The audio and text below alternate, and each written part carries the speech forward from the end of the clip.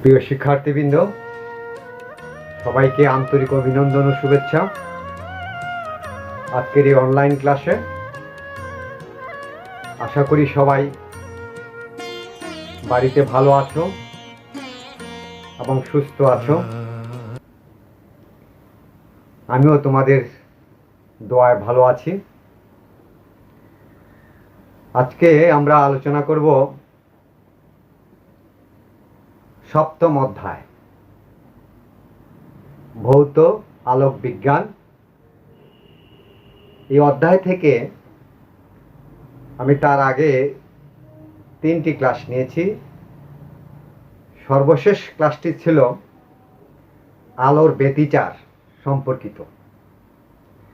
সেখানে আমরা ব্যতিচারের সংজ্ঞা দেখেছি, গঠনমূলক ব্যতিচার দেখেছি, ধ্বংসাত্মক ব্যতিচার দেখেছি, ব্যতিচারের শর্ত দেখেছি, চির কাকে বলে জেনেছি, ব্যতিচার ঝালর সম্পর্কে জেনেছি, তারপরে জেনেছি সুসংহত উৎস সম্পর্কে। যারা গত ক্লাসটি এখনো দেখোনি তাদের জন্য আমার পরামর্শ থাকবে, আজকের এই ভিডিওর ডেসক্রিপশানে গত সবগুলো ক্লাসেরই ভিডিও লিংক দেওয়া আছে। তোমরা সেখান থেকে ক্লাসগুলো দেখে নেবে, এতে করে তোমাদের বুঝতে সহজ হবে।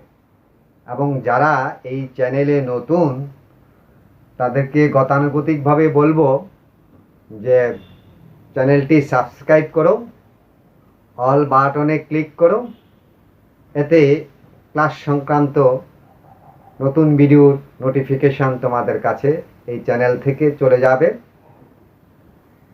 তো আজকে আমরা আলোচনা করব আলোর ব্যতিচার সম্পর্কে। গতকালকে আলোচনা করেছিলাম হাইগেনের পরীক্ষা নিয়ে, দেখেছিলাম হাইগেনের দ্বিচির পরীক্ষা নিয়ে। নিশ্চয়ই তোমাদের মনে আছে যারা দেখেছো। তো হাইগেনের দ্বিচির পরীক্ষা থেকে আমরা দেখেছি যে দুটি সুসংহত উৎস থেকে সমদশা সম্পন্ন আলোক তরঙ্গ নির্গত হলে কখনো এরা অন্ধকার অঞ্চলের সৃষ্টি করে, কখনো আলোক অঞ্চলের সৃষ্টি করে। অর্থাৎ আলোর তীব্রতা কখনো বেড়ে যায়, কখনো কমে যায়। এই ঘটনাটাকে বলা হচ্ছিল আলোর ব্যতিচার। ঠিক আছে? এবং এই ব্যতিচারের পরীক্ষাটা ইয়াং দ্বিচির পরীক্ষার মাধ্যমে এটা দেখিয়েছেন। তো সেখানে আমরা দেখেছিলাম গত ক্লাসে দুইটা উৎস ছিল, সুসংহত উৎস, S1 এবং S2।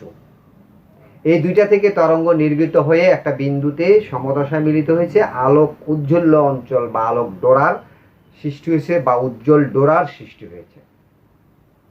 আজকে আমরা দেখব যে এই দুইটা তরঙ্গ উপরিপাতনের ফলে যে আলোর উজ্জ্বল ডোরার সৃষ্টি হয়, সেখানে দশা পার্থক্য ও পথ পার্থক্যের মধ্যে সম্পর্ক দেখব। আমাদের আজকের আলোচনা হলো আলোর ব্যতিচার থেকে দশা পার্থক্য ও পথ পার্থক্যের মধ্যে সম্পর্ক। এখানে একটি চিত্র অঙ্কন করে রাখা হয়েছে, শিক্ষার্থীরা তোমরা লক্ষ্য করো। এই যে চিত্রটি এসেছে গতকালকে আমরা যে ইয়াংয়ের দ্বিচির পরীক্ষা করেছিলাম, সেই ইয়াংয়ের দ্বিচির পরীক্ষারই একটি চিত্র এখানে।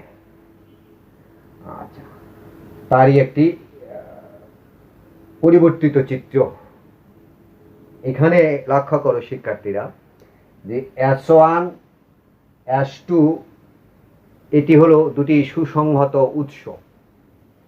এই দুটি উৎস থেকে S1 থেকে তরঙ্গ সামনের দিকে অগ্রসর হচ্ছে, ঠিক S2 থেকেও তরঙ্গ সামনের দিকে অগ্রসর হচ্ছে।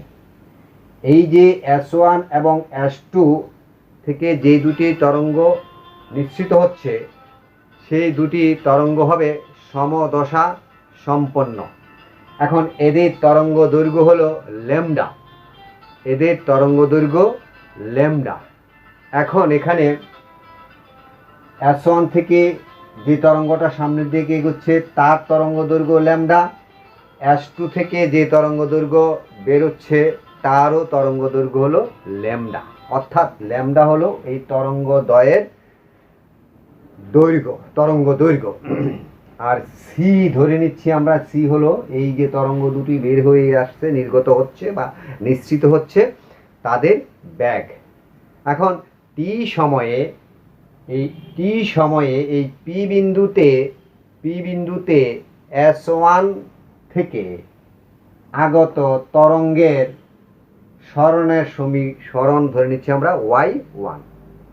আবার একইভাবে পি বিন্দুতে S2 থেকে আগত তরঙ্গের সরণ ধরে নিচ্ছি আমরা y2। তাহলে S1 থেকে পি বিন্দুতে আগত তরঙ্গের সরণ হলো y1 এবং S2 থেকে পি বিন্দুতে কোত্থেকে S2 থেকে পি বিন্দুতে যে তরঙ্গটা যাচ্ছে তার সরণের সমীকরণ হলো y2।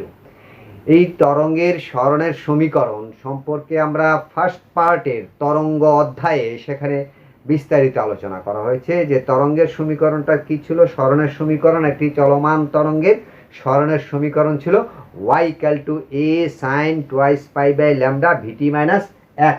সমীকরণটা ছিল y = a sin twice pi by lambda vt minus x। এটা ছিল একটা সমীকরণ, y = a sin twice pi by lambda vt minus x। এটা ছিল আমাদের একটি চলমান তরঙ্গের সরণের সমীকরণ। এখন এই সমীকরণ থেকে আমরা এই প্রেক্ষাপটে দেখব যে প্রথম S1 থেকে যে তরঙ্গ বেরোচ্ছে তার সরণের সমীকরণ y = a sin twice pi by lambda ct minus x1। এটা ইকুয়েশন নাম্বার 1। এটা কোত্থেকে আসছে? এই S1 যে উৎসটা আছে সেই উৎস থেকে নিঃসৃত সেই তরঙ্গ যেটা পি বিন্দুতে যে পৌঁছেছে। এবং একইভাবে S2 থেকে নিঃসৃত তরঙ্গ যেটা পি বিন্দুতে পৌঁছেছে তার সরণের সমীকরণ y2 = a sin twice pi by lambda ct minus x2। এখানে a হলো তরঙ্গের বিস্তার, S1p হলো এই যে S1p অর্থাৎ অতিক্রান্ত দূরত্ব, আলোকীয় দূরত্ব। S1p = x1 এবং S2p হলো x2। তাহলে এই যে সমীকরণটা, এই সমীকরণের এইটা হলো বিস্তার, আর এই যে twice pi by lambda ct minus x1 এইটাকে বলা হয় দশাকোণ। যে প্রথম তরঙ্গের দশাকোণ হলো twice pi by lambda ct minus x1 এবং এই দ্বিতীয় তরঙ্গের দশাকোণ হলো twice pi by lambda ct minus x2। Clear? আচ্ছা, তাহলে দেখো অতএব এই পি বিন্দুতে দশা পার্থক্য অর্থাৎ এই যে দশাকোণগুলো আছে তার পার্থক্য করে দেব। দশা পার্থক্য ডেল্টা সমান সমান twice pi by lambda ct minus x1 minus twice pi by lambda ct minus x2।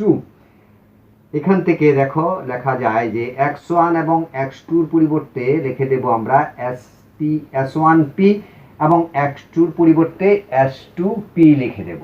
তাহলে দাঁড়াচ্ছে কি যে delta = twice pi by lambda ct minus S1p minus twice pi by lambda ct minus S2p।